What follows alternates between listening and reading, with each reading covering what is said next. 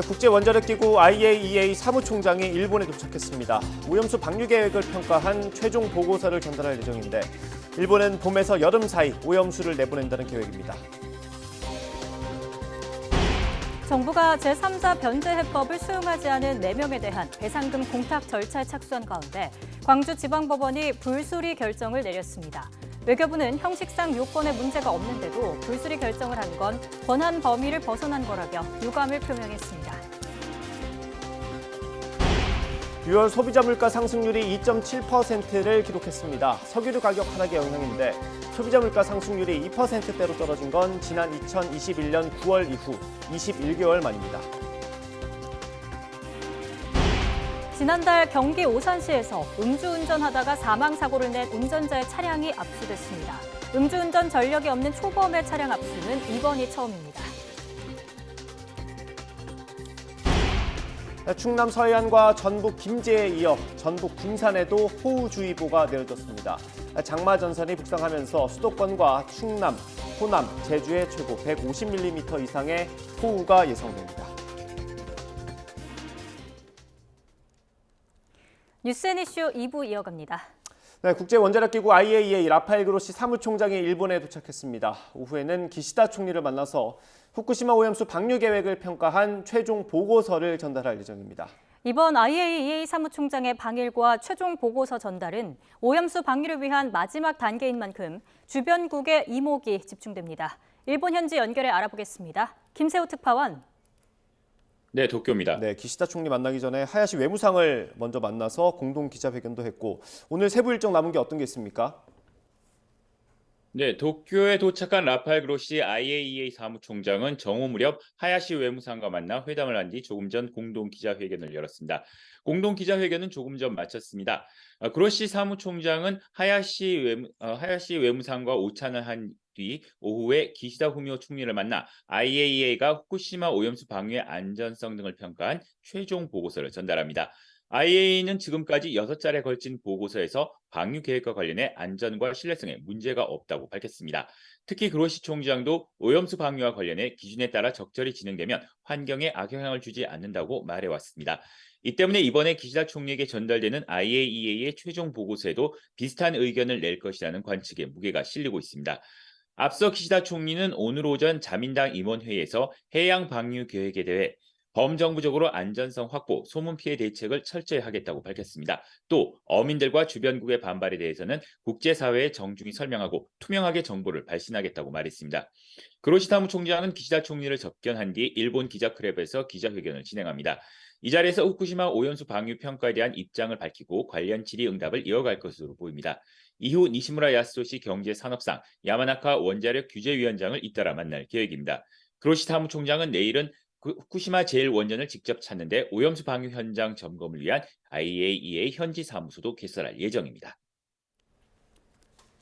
네, IAEA가 발표할 최종 평가 보고서 문제가 없다면 방류 시기만을 남겨놓게 되는데 일본 여론은 어떻습니까? 네, 우선 일본 현지 어민들의 반발이 좀처럼 누그러들지 않고 있습니다. 오염수 해양 방류로 인한 부정적인 소문으로 생계에 타격을 줄 수 있다는 이유입니다. 이 때문에 어업인들은 결의문 채택 등 반대 의사를 지속적으로 밝히고 있습니다. 최근 일본 민영방송 TBS가 주도하는 뉴스 네트워크 JNA의 여론조사의 경우 오염수 방류 찬성이 45%, 반대가 40%로 나타났습니다. 찬성이 다소 높긴 하지만 반대의 여론 또한 만만치 않습니다. 일본의 연립여당인 공명당의 야마구치 대표가 해수욕 시즌은 피하는 것이 좋겠다고 말했는데 국내 반발 여론을 의식한 것으로 풀이됩니다. 하지만 일본 정부는 봄에서 여름 무렵 오염수 방류를 하겠다는 계획에는 변함이 없다는 기존 입장을 거듭 강조했습니다. 다만 IAEA의 최종 보고서에서 별다른 문제점을 지적하지 않더라도 기시다 총리는 일단 여론의 움직임을 살피고 방류 시기를 정할 계획입니다. 이런 가운데 우리나라를 비롯한 주변국에 대한 여론전도 강화할 것으로 보입니다. 일본 관방장관은 오늘 기자회견에서 일본의 오염수 안전성에 대한 이 국제사회의 이해를 얻는 데는 IAEA의 보고서가 매우 중요하다고 평가했습니다. 특히 다음 주 열리는 아세안 안보 포럼 외교장관 회의에서도 오염수 방류 처리의 적극성을 적극 설명할 것으로 보입니다. 이와 함께 IAEA 최종 보고서를 바탕으로 일본의 8개 현의 수산물 수입을 금지하고 있는 우리나라의 수입 재개를 강력히 요구할 것으로 보입니다. 지금까지 도쿄에서 전해드렸습니다. 일본을 찾은 라파엘 그로시 IAEA 사무총장이 이번 주 금요일부터 일요일까지 2박 3일 일정으로 우리나라를 찾습니다. 그로시 사무총장은 유국희 원자력 안전위원장을 면담하면서 종합보고서 내용을 우리 측에 설명하고 박진 외교부 장관 면담 등의 일정도 소화할 예정입니다.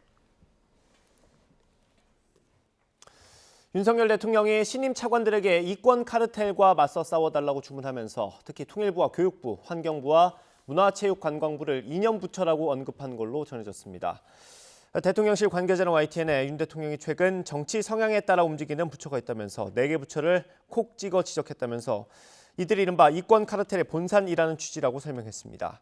윤 대통령은 특히 신임 차관들에게 인사평가 중요성을 강조했는데 고강도 인적 쇄신이 이어질 거라는 관측이 나오고 있습니다. 최근 단행한 장 차관 인사를 두고 야당에서 극우 개각이라고 비판한 것과 관련해 윤 대통령은 좌파가 봤을 때나 극우라고 보이는 거라며 일축한 걸로 전해집니다.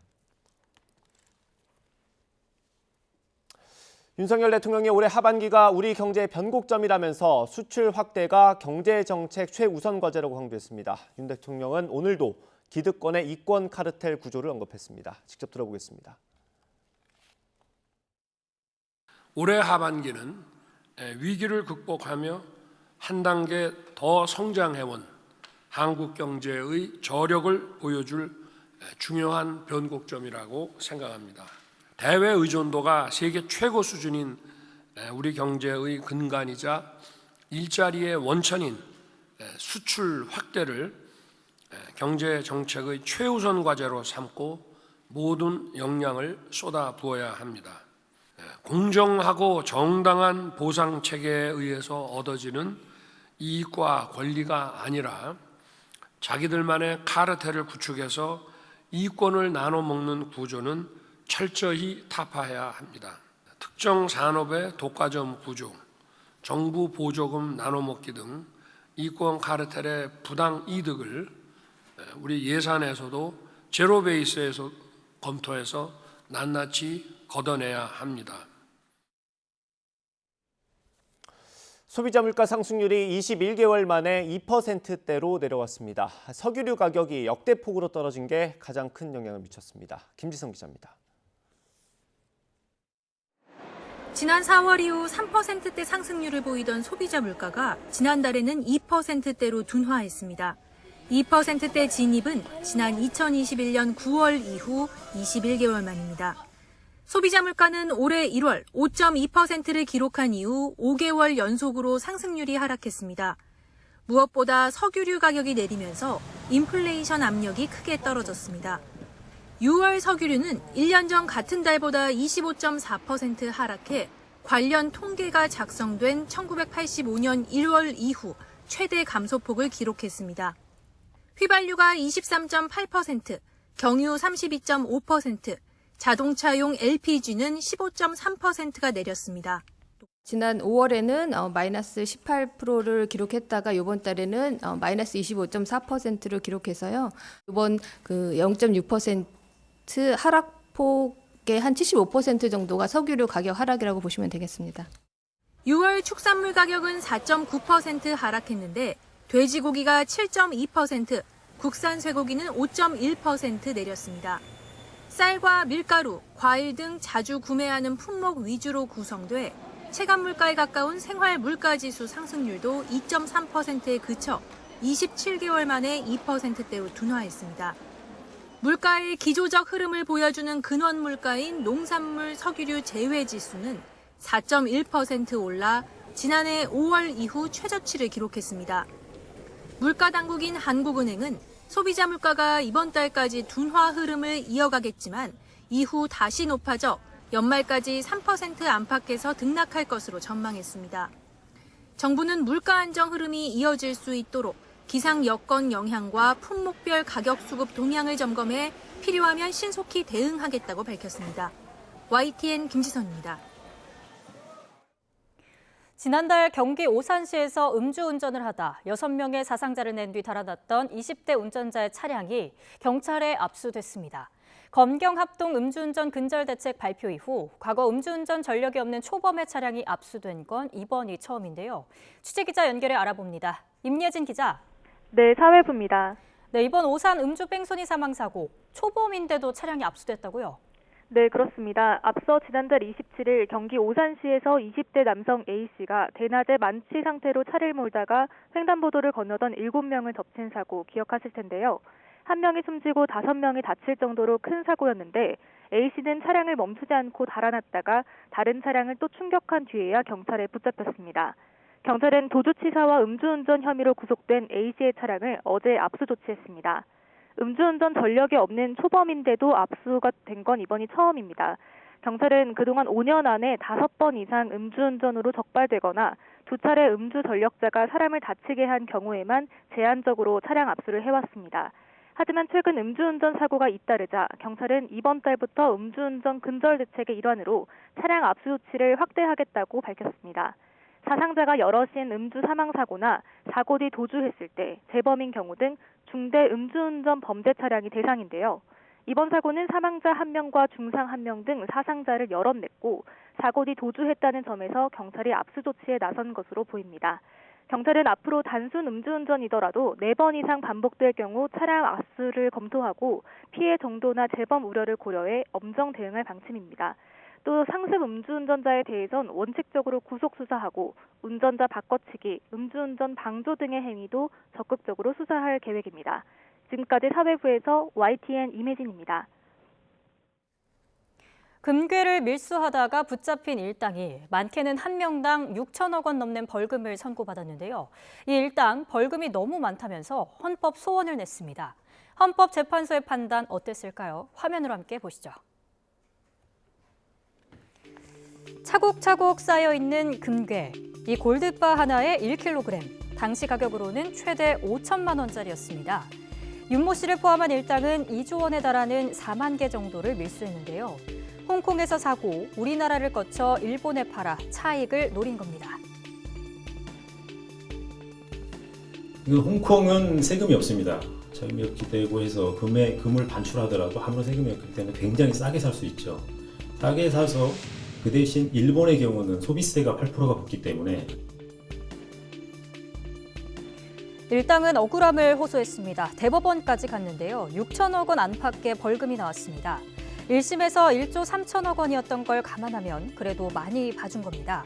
이렇게 많은 벌금이 가능했던 근거가 있습니다. 특가법을 보면 밀수액이 5억 원을 넘을 경우 원가만큼 벌금을 부과할 수 있습니다. 단순 계산하면 일당이 밀수했던 금괴가 2조 원쯤 되니까 그 정도까지 매길 수 있다는 얘기죠. 그런데 밀수 일당은 이게 위헌이라고 주장했습니다. 너무 과한 처벌이라는 건데요. 이 주장에 대해 헌법재판소는 이 법이 가혹하지 않다고 판단했습니다. 대규모 밀수는 수사와 처벌이 힘든 만큼 경제적 불이익을 가할 필요가 있다는 취지인데요. 재판관 모두 의견이 일치했습니다. 대법원의 헌법재판소까지 갔습니다. 할 수 있는 건 다 했고 윤 씨 일당이 이 벌금을 내지 못하면 노역장에 유치됩니다. 그런데 노역의 경우 3년을 넘길 수 없는데요. 6천억 벌금을 3년 노역으로 대체한다면 윤 씨의 일당은 무려 6억 원 이상으로 계산되는 겁니다. 황제 노역 논란이 불거질 수도 있어 보입니다.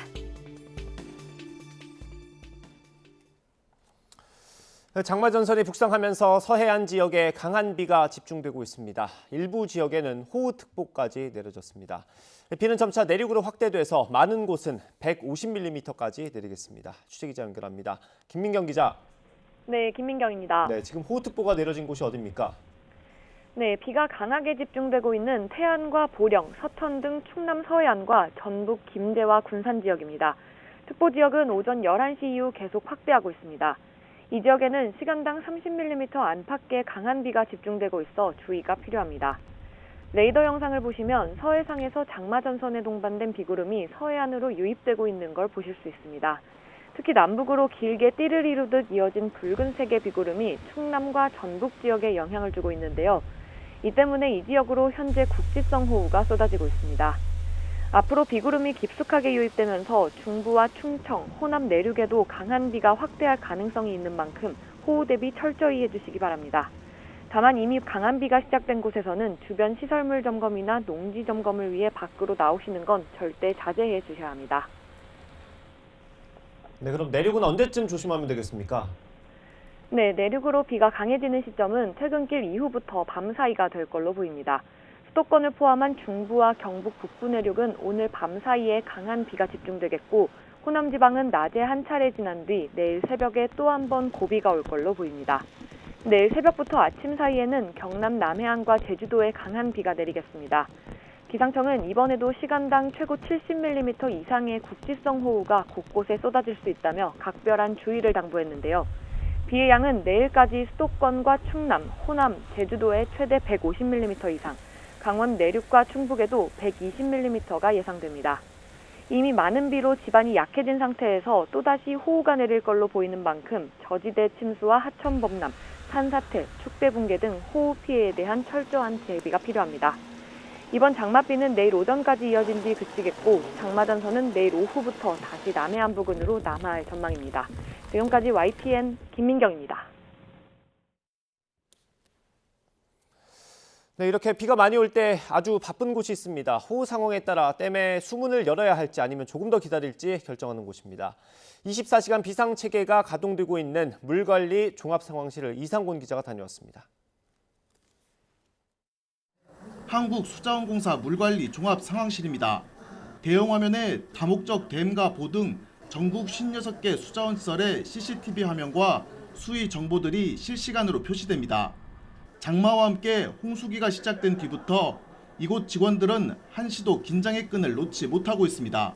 일단 강우 상황이 발생되면 저희는 24시간 대응 체계로 해서 전 직원이 교대로 근무를 하고 있고 공백 없이 물 관리 업무를 하기 위해서 최선의 노력을 다하고 있습니다. 물관리당국은 우선 댐 방류량을 늘려 충분한 물그릇을 확보하는 데 집중하고 있습니다. 지난달 27일 본격적으로 시작된 집중호우에 경남 남강댐과 강원 횡성댐에 이어 경북 영주댐도 수문을 열고 방류를 진행했습니다. 댐 방류는 이곳 상황실에 모인 각종 정보를 토대로 검토되며 환경부 홍수통제소의 승인을 받아 결정됩니다. 그렇다고 무조건 방류량을 늘릴 수만은 없습니다.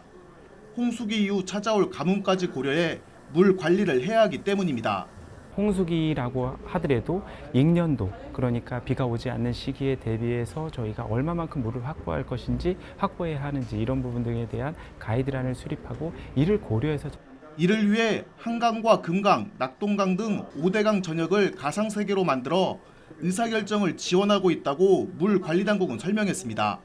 국민의 생명과 안전, 재산을 지키는 것이 한국수자원공사의 최우선 과제입니다.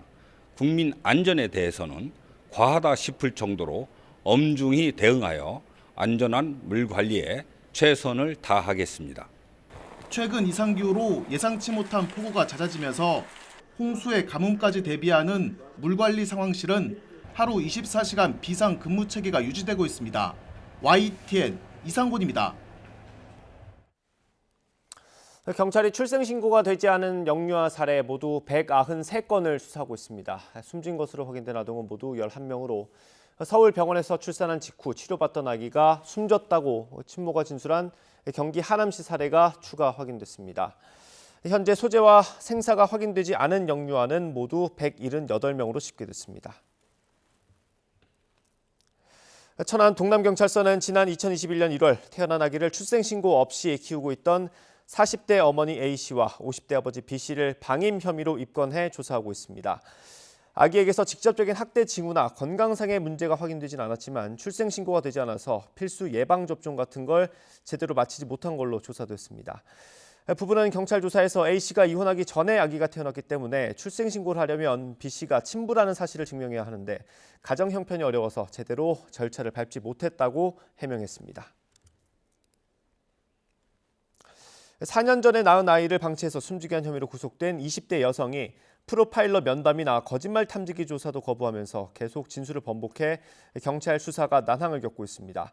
경기 남부경찰청은 아동학대 치사 혐의로 구속된 20대 여성 A씨에 대해 프로파일러 면담과 거짓말 탐지기 조사를 제안했지만 A씨가 동의하지 않으면서 불발됐습니다. A씨는 지난달 30일 경기도 수원시 팔달구 주거지에서 체포된 뒤 아기를 집에 사흘 동안 방치했다가 숨졌고 이 시신을 대전 야산에 묻었다고 진술했습니다. 하지만 이후 A씨가 병원에서 출산한 뒤 아기를 인근 하천에 유기했다는 식으로 진술을 바꾸면서 경찰의 수색 작업도 종료됐습니다. 올해 본격적인 일상 회복이 시작되면서 국내를 찾는 외국인 관광객들도 눈에 띄게 늘고 있죠. 한때 서울 쇼핑의 메카로 불렸던 서울 명동도 마찬가지인데 노점에서 파는 길거리 음식이 너무 비싸서 어렵게 살아난 관광 수요에 찬물을 끼얹는다는 비판이 나옵니다. 윤웅성 기자입니다. 전 세계가 기나긴 코로나19 방역 터널을 빠져나오며 나라와 나라 사이 빗장도 풀렸습니다. 올해 1분기 국내를 찾은 외국인 관광객은 170만 명. 지난해 같은 기간과 비교해 5배 이상으로 크게 늘었습니다. 코로나19 유행이 기승을 부릴 때 을씨년스럽기까지 했던 서울 명동에도 다시 활기가 돕니다. 특히 명동하면 연상되는 노점 음식은 종류도 양도 많아졌습니다. 그런데 가격표를 보면 선뜻 지갑을 열기가 어려워집니다.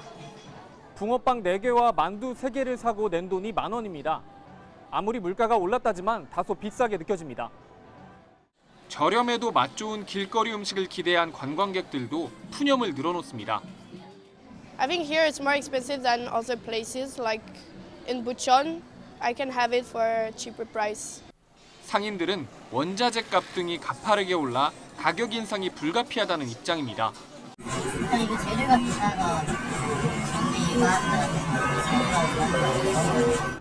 그러나 서울 관광의 중심지인 명동의 높은 물가는 이른바 바가지 논란을 불러서 이제 막 살아나기 시작한 관광 수요에 찬물을 끼얹을 수 있습니다. 바가지 요금이나 이런 부분으로 일시적인 어떤 그 이미지를 흐릴 때는 그 지속적 성장이 쉽지 않다. 가격이나 이런 부분에서도 이미지가 나빠지지 않도록. 이런 가운데 서울 중구청은 노점상들이 받는 가격을 법적으로 강제할 수는 없다고 설명했습니다. 다만 관광산업에 영향을 줄 수 있는 만큼 합리적인 판매가를 권고하고 있다고 덧붙였습니다. YTN 윤웅성입니다. 내일부터 대학생들의 2학기 학자금 대출이 시작됩니다. 이자율은 연 1.7%, 1학기 그대로 동결됐습니다. 화면으로 함께 보시죠. 학자금 대출 제도 도입 초반이었던 2009년 연이율 5%대였습니다. 하지만 대학생들의 어려움을 고려해 정권마다 이자율을 내려왔죠. 연 1.7%로 내려간 건 지난 2021년 1학기였습니다. 이번에도 동결되면서 3년째 같은 금리가 적용되는데요. 4월 가계대출 기준 시중금리와 비교하면 3분의 1 수준입니다. 낮게 적용한 금리는 국가가 보전해왔습니다. 학자금 대출은 일반 상환과 취업 후 상환으로 구분됩니다.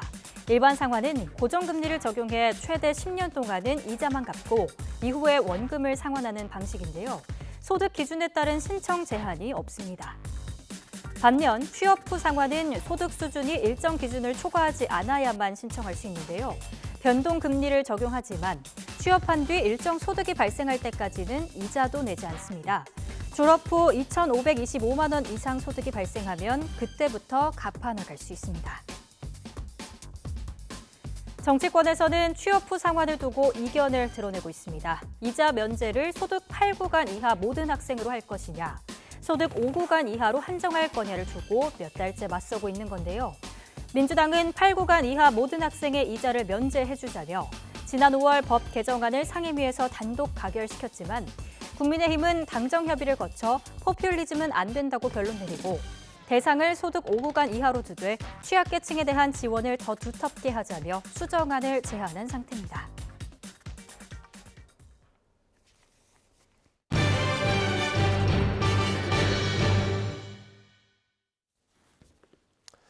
역도 선수 출신인 장미란 신임 문화체육관광부 2차관이 세종시청사로 첫 출근을 했습니다.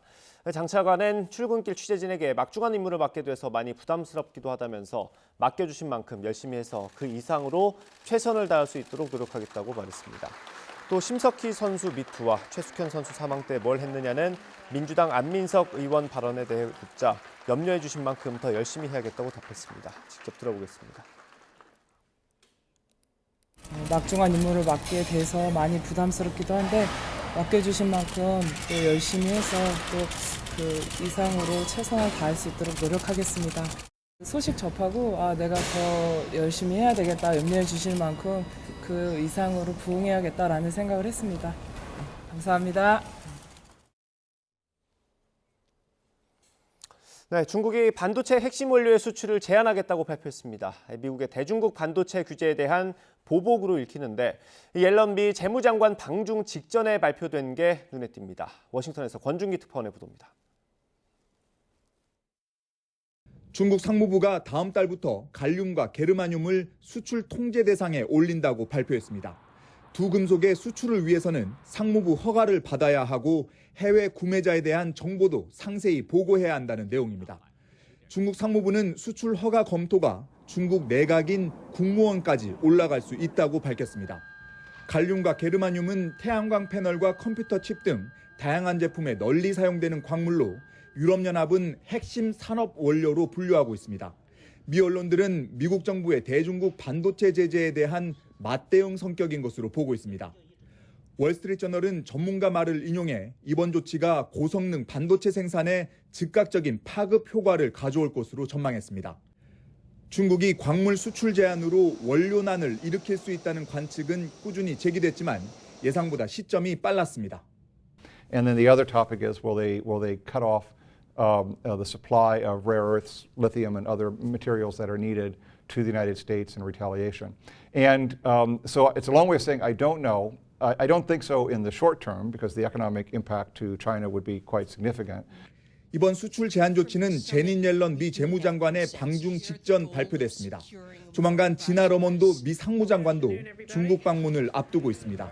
미국이 디리스킹, 경제적 위험 제거의 대상으로 중국을 지목하며 반도체 규제 강화를 예고한 데 대한 명확한 메시지를 보낸 것으로 풀이됩니다.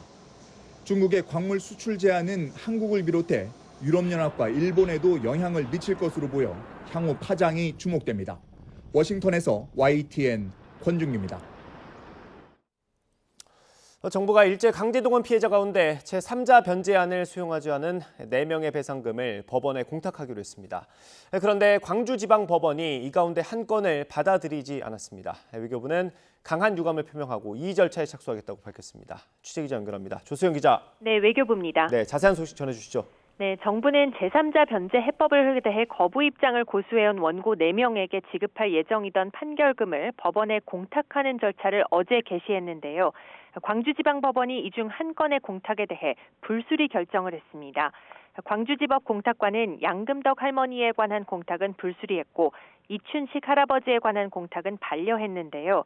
법원은 양 할머니가 변제를 허용하지 않는다는 서류를 법원에 제출해서 공탁 거부 의사를 분명히 밝혀서 불수리를 결정한 것으로 전해졌습니다. 또 이 할아버지에 대해서는 공탁 서류가 미비하다는 이유로 반려한 것으로 알려졌는데요. 외교부는 이에 대해 입장문을 내고 강한 유감을 나타냈습니다. 먼저 공탁 공무원이 형식상 요건을 완전히 갖춘 공탁 신청에 대해 불수리 결정을 한 것은 권한 범위를 벗어난 것이자 헌법상 보장된 법관으로부터 재판받을 권리를 침해하는 유례없는 일이라고 지적했습니다. 또 담당 공탁 공무원은 다른 동료들에게 의견을 구한 후 불수리 결정을 했는데 이는 공탁 공무원이 개별적으로 독립해서 판단하도록 하는 법원의 실무 편람에도 어긋나는 것이라고 비판했습니다. 외교부는 이어 변제 공탁 제도는 원래 변제를 거부하는 채권자에게 공탁하는 것으로 그 공탁이 변제로 유효한지 여부는 향후 재판 과정에서 판단될 문제라고 설명했습니다. 정부가 이미 면밀한 법적 검토를 거쳤고 해당 불수리 결정은 법리상 승복하기 어렵다는 점도 강조했습니다. 외교부는 즉시 이의 절차에 착수해서 법원의 올바른 판단을 구할 것이라며 피해자의 원활한 피해 회복을 위해서도 최선을 다하겠다고 덧붙였습니다. 지금까지 외교부에서 YTN 조수연입니다.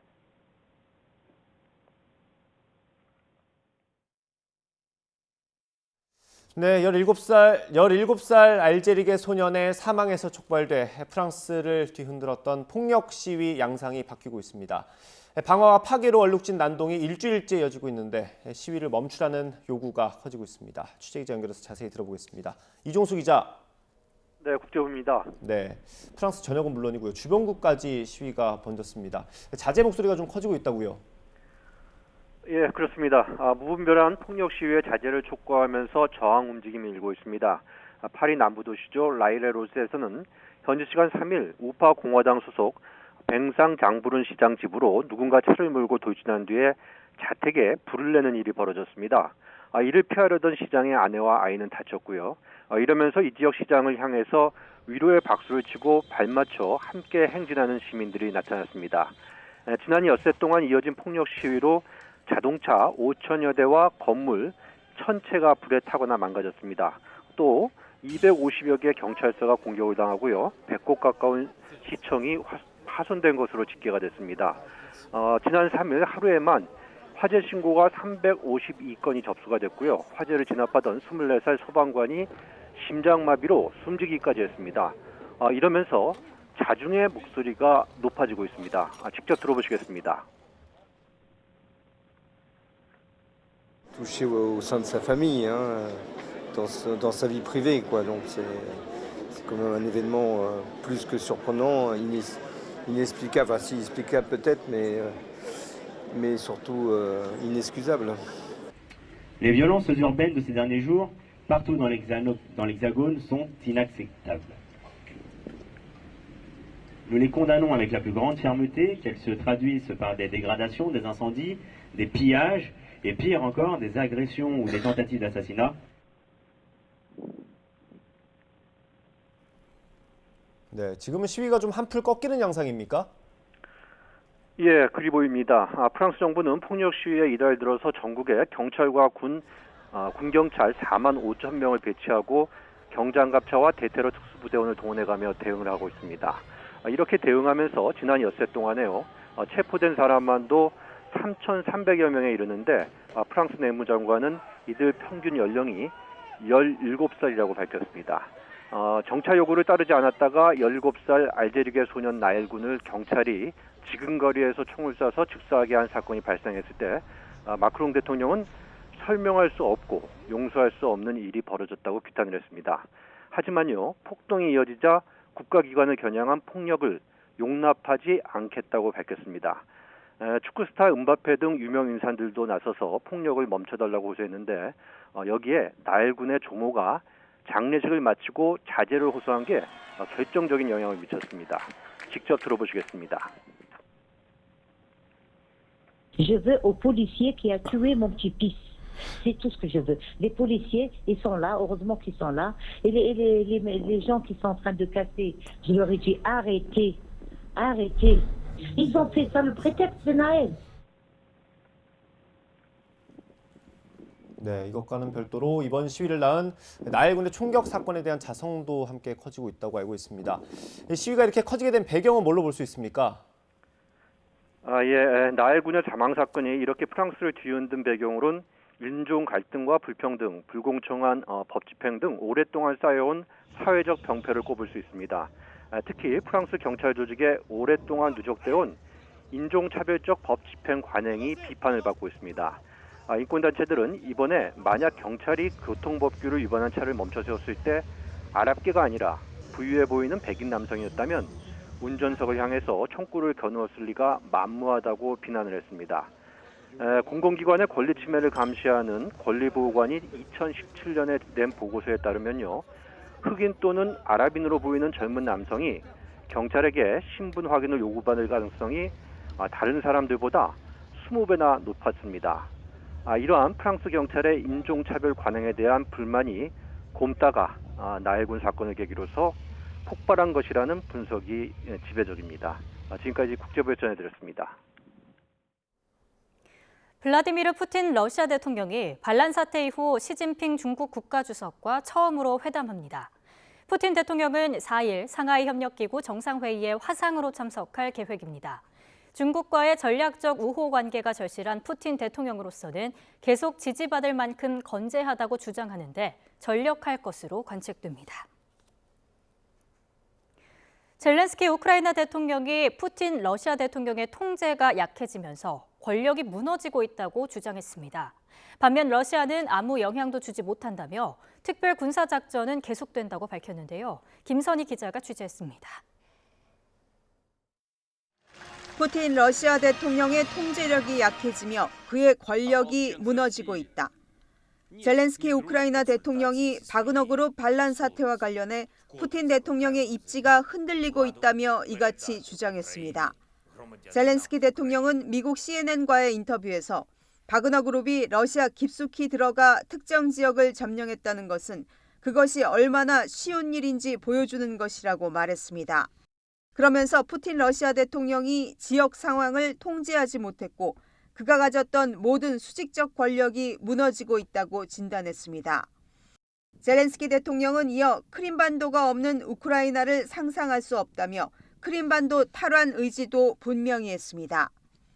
반면 러시아는 바그너 그룹의 반란 사태가 전쟁에 아무런 영향을 주지 않는다며 이른바 특별 군사작전을 계속하겠다고 밝혔습니다. Провокация не повлияла на действия группировок войск. Военнослужащие мужественно и самоотверженно продолжали решать возложенные на них задачи. 쇼이구 장관은 우크라이나군이 전투기와 전차 등 2,500개에 달하는 무기를 잃었다며 우크라이나의 대반격도 잘 대응하고 있다고 주장했습니다. 이런 가운데 북대서양 조약기구 나토는 유사시 유럽 동부 전선에 병력 30만 명을 30일 안에 배치하는 계획을 준비하고 있습니다. 러시아 군사 역량에 맞춰 최상의 방위 전략을 짜겠다는 것으로 오는 11일 리투아니아에서 열리는 나토 정상회의에서 구체적으로 논의될 전망입니다. YTN 김선입니다. 무장 반란 이후 자취를 감춘 러시아 용병기업 바그너 그룹 수장 예브게니 프리고진이 일주일 만에 처음으로 메시지 애플리케이션 텔레그램에 등장했습니다.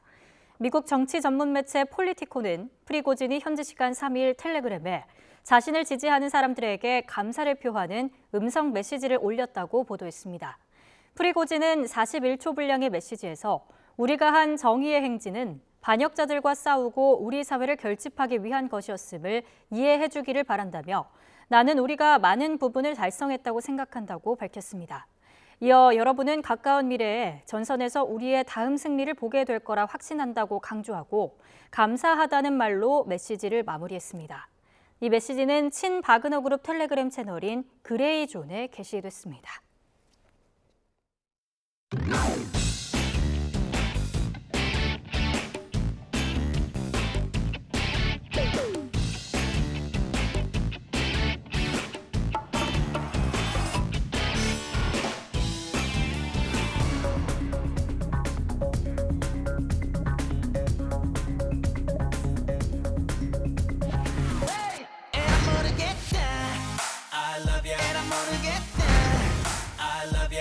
안녕히 계세요, 여러분.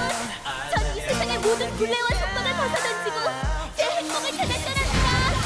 여러분도 행복하세요.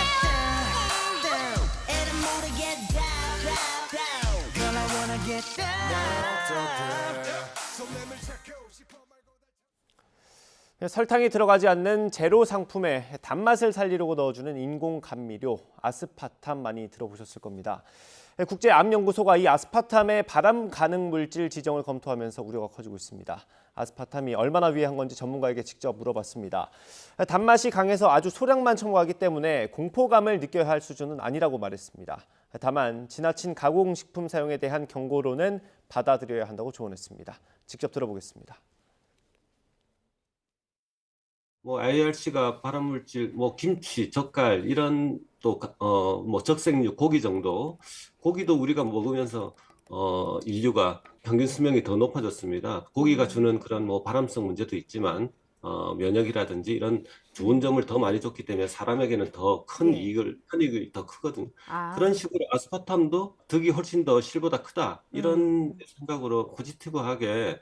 그냥 이제 소비자들에게 알리면서 계속 썼으면 좋겠는데 몇몇 얌체 이제 기업들이 선제적으로 대체한다라든지 우리는 아스파탐을 쓰지 않는다는 이러해서 더더욱 소비자들을 공포에 몰아넣고 있는 게 아닌가. 이번 아스파탐의 이삐군 분류는 설탕보다 강한 그런 감미료의 단맛을 탐닉하지 마라. 그리고 지나치게 감미료가 많이 든 가공식품에 의존하는 소비자의 행동에 제동을 거는 그런 WHO의 경고다. 환경부가 목양에 쓰이는 한 살충제 성분이 안전한지 다시 검증하기로 했습니다. 최근 유럽연합에서 이 물질을 쓰지 못하게 했기 때문입니다. 화면으로 준비했습니다. 네, 바로 어젯밤에도 사용한 분들이 있을 겁니다. 여름철 대표적인 불청객 모기. 잘 때도 귓가에서 괴롭히는 이 모기를 상대하기 위해 모기향으로 대비하는 경우가 많습니다. 야외에 있을 때는 효과를 최대한 높인다고 모기향에 최대한 붙어봤던 경험도 있으실 겁니다. 여기에 알레트린이라는 성분이 사용됩니다. 불을 붙여서 쓰는 건 대부분 그렇고요. 전기로 쓰는 건 일부만 해당합니다. 1949년에 개발된 살충제 성분인데 우리나라만 쓰는 건 아니고 미국이나 호주도 활용합니다. 정부가 이 성분이 안전한지 다시 검증하기로 했습니다. 살생물 성분과 제품의 승인을 심의하고 의결하는 환경부 안에 있는 관리위원회가 내린 결정입니다.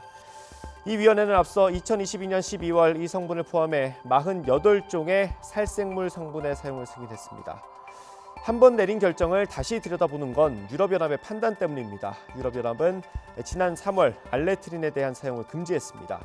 이 성분이 공기에 퍼져서 햇빛에 닿을 때 생기는 게 DNA 손상을 일으킬 수 있다는 우려 때문입니다.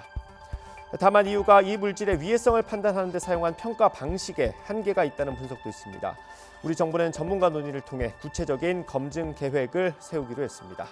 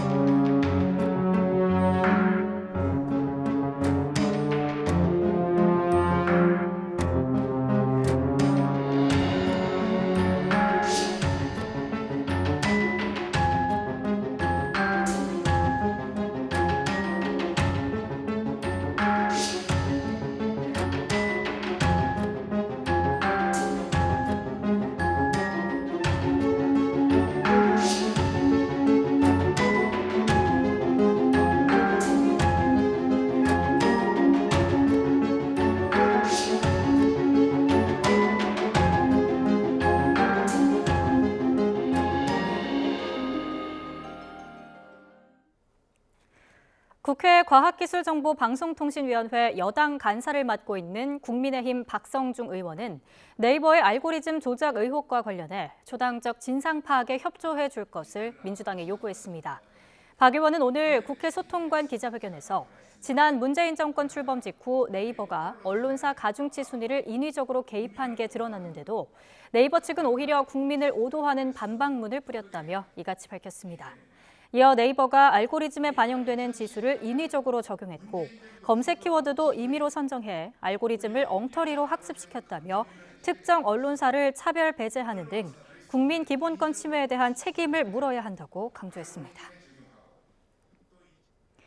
더불어민주당 박광온 원내대표는 방송통신위원회가 최근 네이버 뉴스 알고리즘 실태 점검에 나서기로 한 건 국민의힘과 소통하면서 조사하기로 했다는 의심을 사기에 충분하다고 말했습니다. 박 원내대표는 오늘 원내대책회의에서 방통위 실태 점검은 지난주 금요일 급작스레 결정됐는데 그날 국민의힘은 네이버 알고리즘 조작 의혹을 강하게 제기했다며 이같이 주장했습니다. 이어 최근 전방위로 진행되는 언론 장악, 권력 사유화 시도의 하나가 아니길 바라지만 우려되는 문제점이 있다며 국내 플랫폼 산업 경쟁력을 저해할 수 있는 정치적 공격은 신중해야 한다고 지적했습니다. 내년 최저임금 수준을 논의하는 최저임금위원회 10차 전원회의가 오늘 오후 정부 세종청사에서 열립니다. 노동계와 경영계는 오늘 회의에서 최저임금 최초 요구안에 대한 수정안을 제출할 예정입니다. 앞서 근로자위원은 올해보다 26.9% 인상한 시급 12,210원을, 사용자위원은 올해와 같은 시급 9,620원을 제시했습니다. 노사 간극이 큰 만큼 오늘 표결하기는 어렵지만 수정안을 토대로 격차를 좁혀나갈 것으로 보입니다. 이미 법정 심의 기한을 넘긴 최저임금위원회는 이달 중순까지 결정안을 고용노동부 장관에게 넘겨 다음 달 5일 확정 고시해야 합니다. 곳곳에 다시 장맛비가 내리고 있습니다. 이곳 서울에도 조금 전부터 비가 내리기 시작했는데요. 비구름은 점차 전국 곳곳으로 확대하겠고 내일 오전까지 강한 비를 뿌리겠습니다. 특히 시간당 30에서 70mm의 국지성 호우가 벼락과 돌풍을 동반하며 요란하게 쏟아지겠습니다. 호우로 인한 피해가 발생하지 않도록 각별히 유의하시기 바랍니다. 자세한 레이더 화면부터 살펴보겠습니다. 정체전선상에서 발달한 저기압의 영향으로 경기 서해안과 충청, 호남과 경남 지역에 비가 내리고 있는데요. 특히 인천과 충남 서해안, 전북 서해안 지역에서는 시간당 20mm 안팎의 장대비가 집중되면서 호우주의보도 내려졌습니다. 오늘과 내일 지역별 강한 비가 내리는 시점은 서울 등 중부와 경북 북부 내륙은 오늘 밤 사이가 취약 시간이 되겠고 호남 지방은 내일 새벽에, 경남 남해안과 제주도는 내일 새벽부터 아침 사이 국지성 호우가 예상됩니다. 비의 양은 수도권과 충남, 호남과 제주도에 150mm 이상, 강원과 충북에도 120mm가 넘는 큰 비가 내리겠습니다. 이미 많은 비가 내려 지반이 무척 약해져 있는 만큼 산사태나 저지대 침수 등 또다시 피해가 발생하지 않도록 각별히 유의하시기 바랍니다. 오늘 낮 동안에는 비가 내리면서 더위가 잠시 쉬어가겠습니다. 서울 한낮 기온 29도, 대전 28도, 광주와 부산은 26도로 예상됩니다. 비는 내일 오전이면 대부분 그치겠고요. 이후에는 다시 맑고 무더운 날씨가 이어지겠습니다. 주 후반에는 남부와 제주도를 중심으로 또 한 차례 장맛비가 내릴 전망입니다. 오늘과 내일 비가 내리는 지역에서는 가시거리가 짧고 또 도로가 미끄러운 곳이 많겠습니다. 차간 거리를 넉넉히 두는 등 교통안전에도 각별히 유의하시기 바랍니다. 지금까지 서울 상암동 야외 스튜디오에서 YTN 윤수빈입니다. 이상으로 뉴스 앤 이슈 마치겠습니다. 잠시 뒤에 더 뉴스가 방송됩니다. 시청해주신 여러분 고맙습니다.